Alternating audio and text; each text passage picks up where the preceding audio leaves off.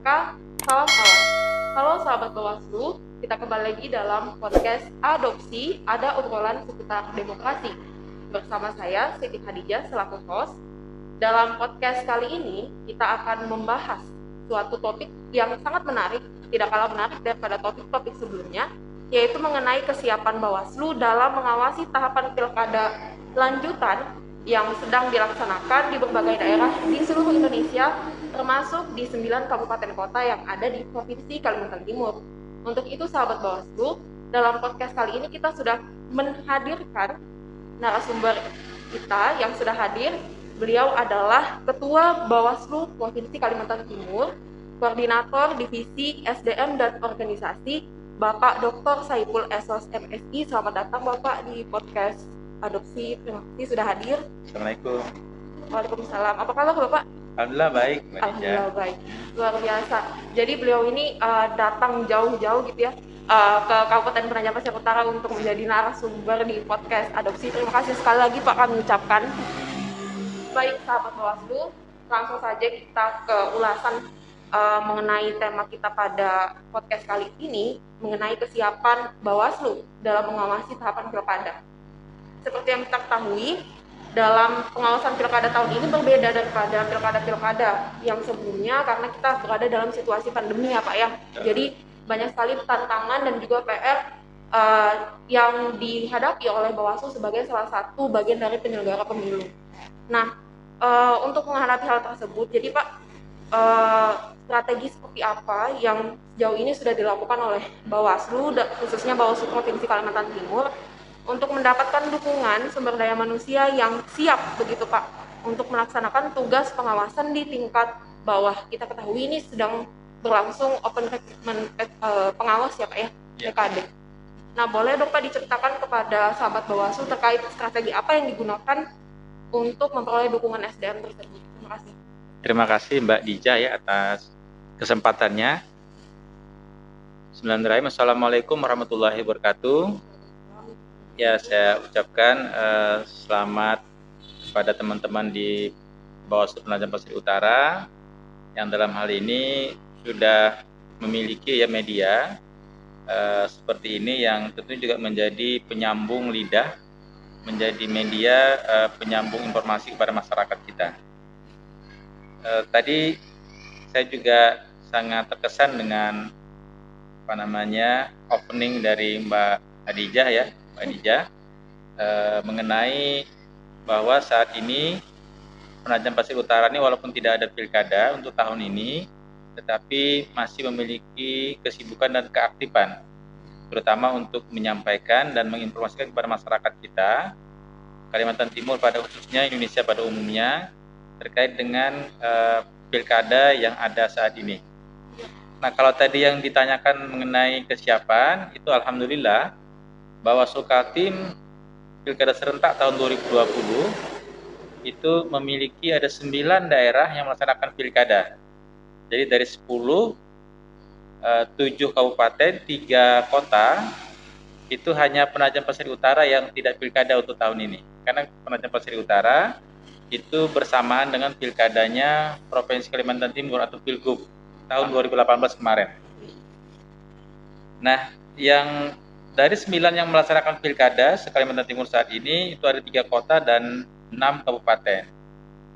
Kita tentu saja karena ini sifatnya atau bentuknya serentak pilkada, maka juga kita akan terpengaruh dengan kebijakan-kebijakan secara nasional.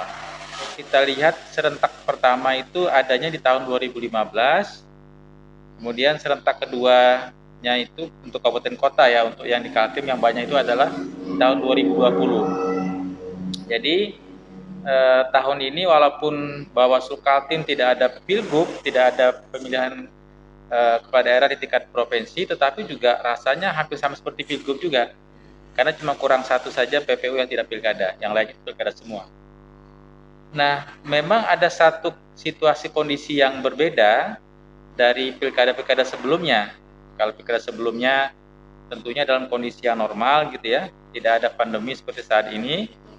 Tapi pilkada kita tahun ini juga sempat dihentikan kemarin di awal-awal penghentian sementara tahapan, kemudian dan juga kembali sampai saat ini. Nah, kalau kita bicara mengenai kesiapan ya Bawaslu selalu harus siap gitu. Jadi kalau kita lihat jadwal atau penjadwalan pembentukan pengawas pemilu, terutama yang ad hoc ya, karena kan kalau Bawaslu provinsi itu kan permanen, Bawaslu kabupaten kota itu permanen, yang masa jabatan selama 5 tahun, tapi di bawah Bawaslu kabupaten kota itu ada yang sifatnya ad hoc, yaitu Panwaslu kecamatan, pengawas desa kelurahan, dan pengawas TPS. Nah, pengawas kecamatan kita sudah terbentuk dari akhir tahun 2019. Untuk pilkada tahun 2020, kemudian pengawas desa kelurahan juga sudah terbentuk di awal-awal tahun 2020, sekitar Januari Februari sudah terbentuk. Sehingga situasi kondisi ini kemudian dihentikan sebentar. Setelah pengaktifan kembali tahapan, itu kita juga ikut langsung mengawasi tahapan yang tadi dihentikan sebentar karena adanya pandemi COVID-19 ini. Nah, kemudian tadi saya sampaikan ada suasana berbeda. Kalau pilkadanya PPU 2018 itu hanya mengawasi atau fokus pengawasan kepada tahapan pilkada, tapi di pilkada 2020 ini selain kita mengawasi proses pelaksanaan pilkada, tahapan pilkadanya, kita juga mengawasi penerapan pelaksanaan protokol COVID-19 oleh masyarakat, oleh penyelenggara pemilu, dan juga oleh peserta pilkada gitu ya, pemilihan kepala daerahnya. Nah, sehingga dengan demikian, kalau kita melihat dari sisi kesiapan, pengawas pemilunya sudah siap, dan tetapi juga ditambah juga dengan kesiapan dan kesanggupan serta keharusan kepada semua pengawas pemilihan kepala daerah di Kaltim yang ada saat ini itu juga harus menjadi contoh, harus menjadi motor ya, penggerak utama untuk pilkada itu harus menggunakan protokol COVID-19. Karena pengawas pemilu juga merupakan yang mengawasi selain tahapan pilkada tadi, kita awasi juga, kita mengawasi penerapan protokol COVID-19. Kira-kira gitu Mbak Dija. Jadi di samping peran pengawasan atas pelaksanaan pemilihan itu sendiri juga sebenarnya posisi Bawaslu itu sebagai figur untuk memberikan contoh begitu ya Pak ya. Jadi dari kita pun juga harus siap dalam konteks menerapkan protokol kesehatan. Dan juga tadi sudah disampaikan bahwa pengawas pada tingkat ad hoc, ya ini panitia pengawas kecamatan pada akhir 2019 sudah terbentuk, kemudian di 2020 awal tahun juga sudah terbentuk pengawas kelurahan desa, dan saat ini sedang berlangsung proses rekrutmen ya Pak ya?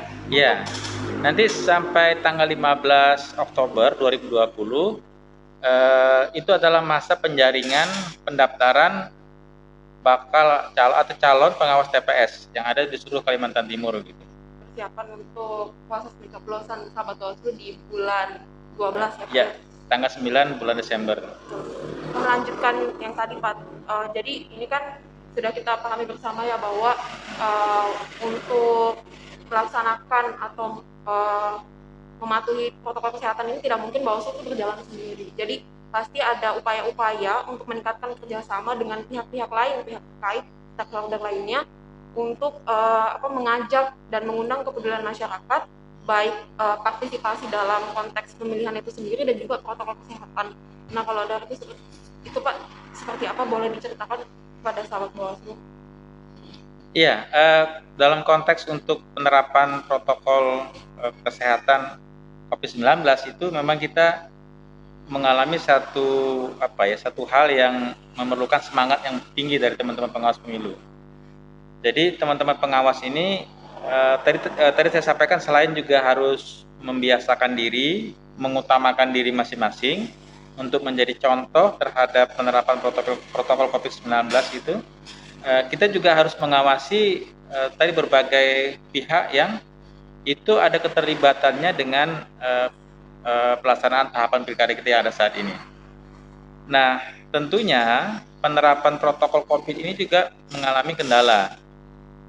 Kendala itu pertama dari sisi sosialisasi ya, sosialisasi dari pihak-pihak yang mempunyai kewajiban untuk menyampaikan kepada masyarakat secara luas. Yang kedua juga terkait dengan kelengkapan ketersediaan APD atau alat pelindung diri untuk penerapan protokol COVID-19 tadi, kedisiplinan, kemudian konsisten dengan disiplin tadi untuk penerapannya di dalam kehidupan kita sehari-hari.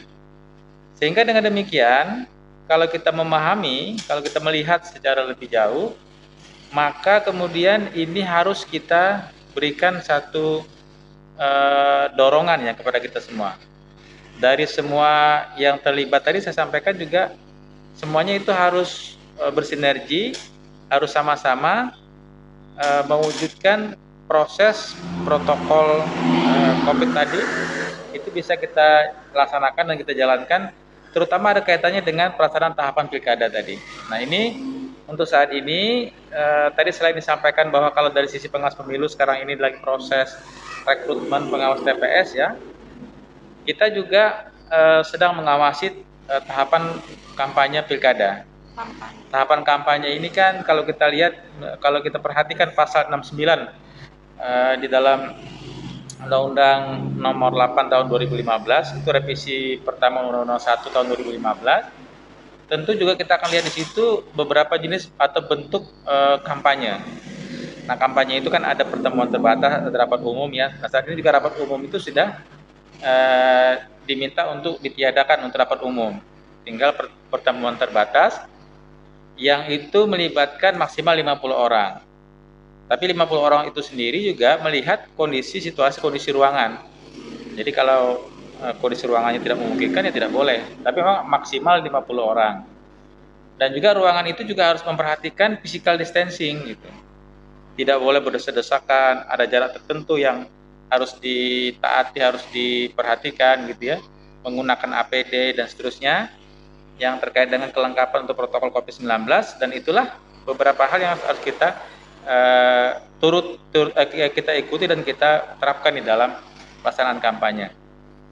Nah, dengan demikian selain tadi kita mengawasi ketentuan mengenai kampanye tadi, kampanye pilkada tadi, kita juga pengawas pemilu atau pengawas pilkada juga harus memperhatikan mengenai batasan-batasan yang juga dilarang terkait dengan protokol COVID-19 tadi. Jadi lebih ke ini apa ya, terutama kepada peserta daripada pemilihan itu sendiri dalam bentuk penyampaian, himbauan dan juga sosialisasi yang lebih ketat lagi perihal protokol kesehatan, terutama dalam tahapan kampanye ya Pak ya. Betul. Tadi sudah disebutkan ada pembatasan pertemuan, jumlah orang yang terlibat dalam pertemuan, kemudian juga wajib menerapkan physical distancing, memakai APD dan seterusnya. Jadi sahabat Bawaslu terkait upaya untuk bekerja sama dengan pihak lain dalam konteks penaatan terhadap protokol kesehatan dalam pemilihan ini, yaitu komunikasi, koordinasi dengan pihak peserta itu sendiri ya Pak ya. Jadi lebih ke mengutamakan pada bagian itu, seperti itu sahabat Bawaslu. Nah, lanjut ke hal yang berikutnya Pak. Jadi terkait pengawasan ini tentunya menemui beberapa kendala di lapangan Pak, seperti itu. Mungkin bisa disampaikan Pak dalam podcast ini berupa ajakan, himbauan kepada masyarakat semuanya dan juga terutama kepada peserta pemilu yang kemudian menjalani proses pemilihan kepala daerah pada tahun ini, khususnya di wilayah Kalimantan Timur, dari pihak kita selaku penyelenggara gitu Pak, silakan. Ya, untuk beberapa hal ya Mbak Hadijah yang perlu juga kita sampaikan, kita sosialisasikan kepada masyarakat terkait dengan kampanye ini. Kita juga menyampaikan bahwa di dalam ketentuan kampanye tahun 2020 ini di PKPU 13 misalnya tahun 2020 di pasal 88 C, D dan seterusnya itu juga Bawaslu diberikan kewenangan untuk memberikan peringatan kepada para tim kampanye atau peserta kampanye yang melaksanakan kampanye, terutama tadi saya sampaikan ada pertemuan tatap muka atau pertemuan terbatas itu, dan yang melanggar protokol COVID-19-nya. Jadi Bawaslu dari hasil pengawasan di lapangan kalau menemukan tadi pelanggaran-pelanggaran yang tidak mentaati protokol COVID, maka bisa memberikan peringatan. Kalau 1 jam setelah peringatan tidak diindahkan, maka pengawas pemilu nanti berkoordinasi dengan pihak kepolisian, Polri dan TNI yang di lapangan untuk minta membubarkan kegiatan kampanye yang tadi tidak mentaati protokol COVID-19 tadi. Jadi bentuk kerjasama dengan pihak lain tadi itu Pak ya, jadi sudah ada dengan kepolisian dan juga TNI, apakah penegak hukum seperti itu? Ya, kita juga selama ini juga kita berusaha untuk ada komunikasi dengan gugus tugas COVID-19 ya, kita ingin mengetahui terkait dengan update perkembangannya, dan kita juga bisa merencanakan dan bisa memaksimalkan potensi pencegahan di lapangan gitu. Kalau terjadinya potensi pelanggaran protokol COVID-19 ini. Nah, kita juga berharap kepada masyarakat semua, pilkada kita 2020 ini tetap masih dilanjutkan. Namun kita juga berharap dari pengawas pemilu itu kita semuanya mentaati terkait dengan protokol COVID-19 sehingga pilkadanya sukses, tetapi juga kita semua insya Allah tetap sehat semua dengan juga sama-sama menggunakan hak pilih di tanggal 9 Desember itu dengan semaksimal mungkin pergi ke TPS. Tapi sekali lagi kita tetap menggunakan protokol kesehatan, protokol COVID-19-nya, sehingga itu tidak menjadi nanti klaster baru di dalam proses penularan COVID, tetapi juga kita justru dengan itu kita semua bisa lebih berhati-hati dan memberikan pelajaran kepada masyarakat kita semua bahwa kegiatan itu di saat pandemi COVID-19 ini harus memperhatikan dan mengikuti protokol kesehatan COVID-19-nya gitu. Ya, baik sahabat Bawaslu, itu tadi penyampaian dari Bapak Dr. Saiful SS MSI selaku Ketua Bawaslu Provinsi Kalimantan Timur. Sudah banyak yang beliau sampaikan ya terkait pemilihan, khususnya dalam konteks pengawasan pada saat pemilihan kepala daerah serentak di 9 daerah di Provinsi Kalimantan Timur ya Pak ya. Yeah.